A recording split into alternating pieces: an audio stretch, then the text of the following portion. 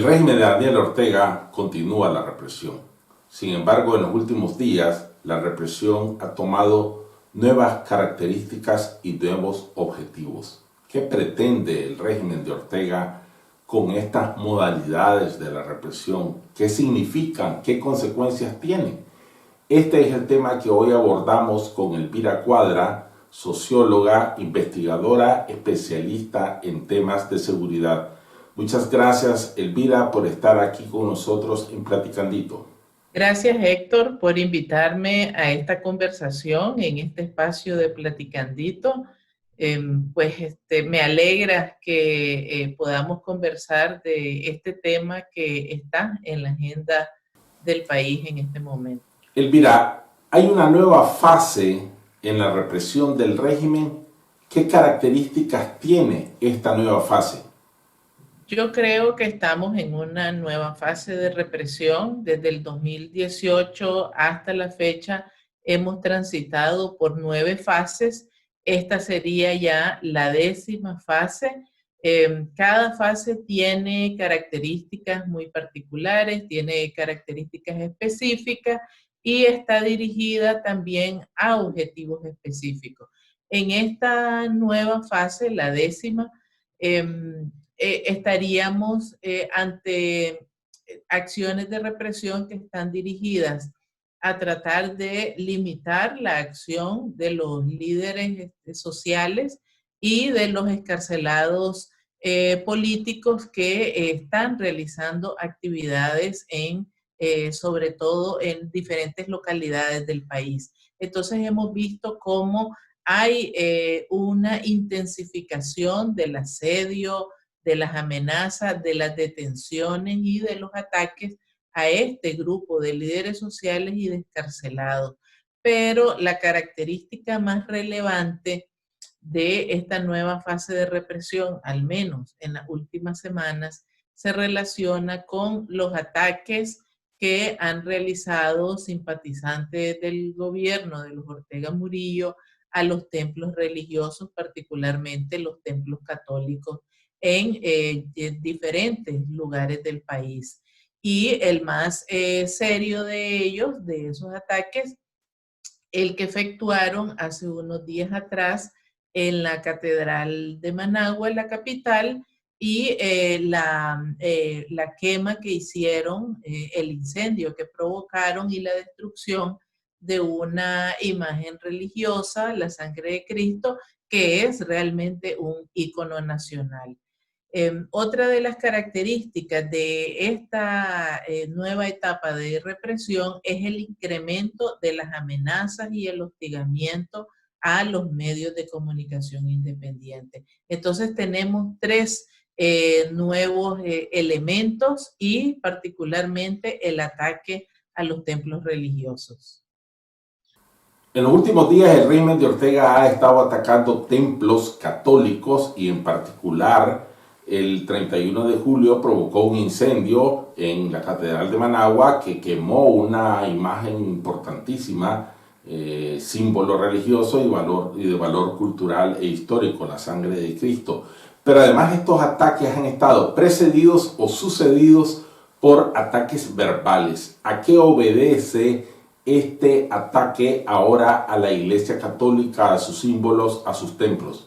Bueno, ese ataque a las iglesias y particularmente el ataque a la catedral, creo que tiene un propósito de distracción. Pues la situación del país se ha vuelto sumamente compleja para los Ortega Murillo, están cada día más débiles. Están enfrentando 2 crisis que se han sobrepuesto, la crisis que arrastrábamos desde el 2018 con los efectos económicos que ya tenía esta crisis de arrastre y la nueva crisis que ha surgido en el país por causa de la pandemia del coronavirus. Una crisis que ha adquirido dimensiones bien grandes por la política de negación y de no atención que ha decidido tomar este gobierno, de tal manera que los efectos sanitarios y humanos de esta pandemia se están incrementando. Ya los especialistas han hablado, por ejemplo, de que la curva de los contagios no ha cesado de subir en las últimas semanas y que es previsible no solo que mantenga su ritmo de crecimiento, sino que se prolongue en el tiempo. Pero además hay efectos sociales y económicos que son inevitables y que ya se están comenzando a sentir entre la población. Me refiero, por ejemplo, a desempleo, me refiero, por ejemplo, al cierre de muchos pequeños y medianos negocios o de emprendimientos productivos que proporcionan medios de subsistencia a esa mayoría de población que vive de las actividades informales. Y la disminución de las remesas que tienen que ver con los efectos de la pandemia en los países donde están los nicaragüenses que mandan esas remesas. Entonces, ahí hay una situación que está convergiendo y que ya no puede tapar el gobierno. Y el otro elemento que hay ahí de por medio es que dentro de sus propias filas, por el efecto sanitario y humano, pero también por el efecto económico y el agotamiento político, esas bases de apoyo del gobierno, que ya eran débiles, están decantándose todavía más. Entonces hay la necesidad de distraer la atención y tratar de cerrar filas en el apoyo al gobierno utilizando este tipo de acciones de violencia. Pero es innegable, Elvira, que estos ataques van a tener consecuencias, las están teniendo ya, de tensionar la relación entre el régimen de Ortega y la Iglesia Católica. El régimen lo hace a sabiendas que eso va a ocurrir. Evidentemente sí, hemos visto las declaraciones de los diferentes sacerdotes que están en las iglesias que han sido atacadas, pero además hemos visto al menos 3 declaraciones públicas bastante consistentes del arzobispo de Managua, el cardenal Leopoldo Brenes, todavía después que la policía ayer eh, dio a conocer su resolución final de las investigaciones y cerró el caso. Él apareció después diciendo que desde el punto de vista de la Iglesia Católica había sido un atentado terrorista, ratificando lo que dijo desde la primera vez que se pronunció sobre este tema. Entonces, lo que muestra eso es que efectivamente se ha elevado el nivel de tensión en las relaciones entre la Iglesia Católica y el gobierno de los Ortega Murillo. En ese caso, ciertamente esa tensión a quien menos favorece es al gobierno, pues porque de por medio también está, por ejemplo, el pronunciamiento público que hizo el Papa, una mención especial para esta situación y una disputa pública con la Iglesia Católica siempre es una disputa comprometida. Aparte de que la feligresía, los creyentes católicos, usualmente se apoyan, ¿verdad?, a su iglesia más que a cualquier, digamos, partido político con el cual tengan cercanía. La policía. La policía, en el caso del ataque a la sangre de Cristo en Managua, dio una versión totalmente alineada con la versión que ya había dado de manera temprana incluso la Murillo. Pero además es conocido que la Policía Nacional ha estado involucrada desde el 2018 en actos evidentemente criminales y de violaciones a los derechos humanos. Mucha gente se pregunta qué deberá pasar con esta policía en un nuevo gobierno. ¿Qué deberá pasar, en tu opinión, Elvira? Desde el 2018 la policía entró en una situación en la que el daño causado a la institución es prácticamente irreversible.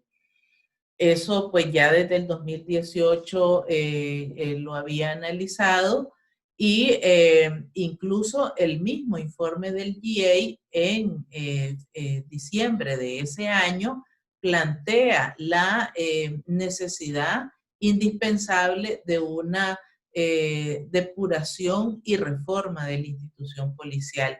Entonces, esa es una tarea importante que se debe de realizar en el periodo eventual de una transición política hacia la democracia. Es una de las principales tareas. Y es importante por varias razones. Una de ellas porque esa ya realmente es una fuerza de policía que perdió su carácter de institución nacional. Entonces hay que construir una institución, ¿verdad?, que sí tenga ese carácter nacional.